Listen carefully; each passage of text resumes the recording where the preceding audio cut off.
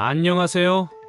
보물주식입니다. 오늘은 변동성 장세에서 어떻게 투자 전략을 세우고 대응해야 하는지에 대해 이야기해 보겠습니다. 최근 시장의 변동성이 커지면서 지수와 개별 주가가 함께 움직이는 현상이 계속되고 있습니다. 이럴 때일수록 철저한 준비와 전략이 필요합니다. 먼저 변동성 장세의 뜻부터 알아볼까요? 변동성 장세란 지수와 개별 주가가 등락을 반복하며 함께 움직이는 시장을 의미합니다. 최근과 같은 변동성 장세에서는 지수가 하락해도 내 종목은 괜찮겠지라는 안일한 생각은 위험할 수 있습니다. 따라서 변동성 장세에서 가장 중요한 것은 바로 분할 매수와 분할 매도 전략입니다. 철저한 계획과 원칙을 통해 시장의 움직임에 효과적으로 대응해야 합니다. 먼저 분할 매수 전략에 대해서 알아보겠습니다. 분할 매수는 한 번에 모든 자금을 투자하지 않고 여러 번에 걸쳐 나누어 매수하는 방법입니다. 횟수는 5회, 10회, 15회 등 본인의 성향에 맞게 설정하면 됩니다. 횟수가 많을수록 안정적이지만 적을수록 공격적인 투자로 볼 수 있습니다. 또한 분할 매수 비율도 중요합니다. 예를 들어 3분의 1씩, 5분의 1씩, 7분의 1씩 나눠 매수하여 부담을 줄이는 것입니다. 급락 시 매수하여 상승할 때 수익을 실현하는 전략이 유리합니다. 나스닥 선물 아래선은 지킵니다. 비트코인 아래선까지 분할 매수 의견입니다. 1억 4천만 원까지 박스권 예상합니다. 빅테크 주식 저점은 지킬 가능성이 높지만 하락 시만 분할 매수합니다. 4월 2일 이후 다시 고점 돌파를 시도할 가능성이 높습니다. 테슬라 더 내릴 가능성은 낮습니다.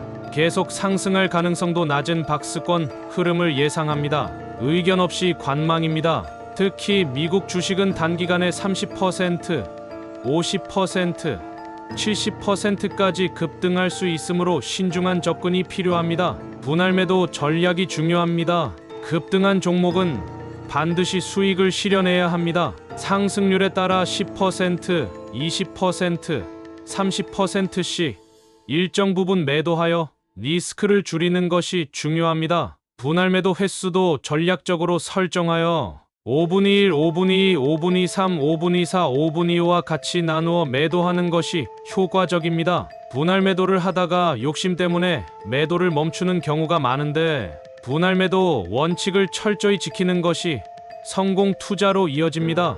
미국 주식 시장 상황을 분석해보면 기술주 조정폭이 크지만 추가 하락 가능성은 낮다고 예상됩니다. 급락 시 추가 매수를 고려하되 급락 이후 23일 횡보를 확인하고 매수하는 것이 안전합니다. 특히 테슬라는 박스권 흐름을 보일 가능성이 크므로 신중하게 관망하는 것도 좋은 전략입니다. 국내 주식 시장 상황을 보면 국내 주식도 지수와 개별 주가가 연동되어 움직이는 경향이 강합니다. 따라서 지수 하락 시 적극 매수하되 지수가 안정될 때까지는 분할 매수를 지속하는 것이 바람직합니다. 다가오는 4월 2일 상호관세 협상 전까지 변동성은 계속될 가능성이 높습니다.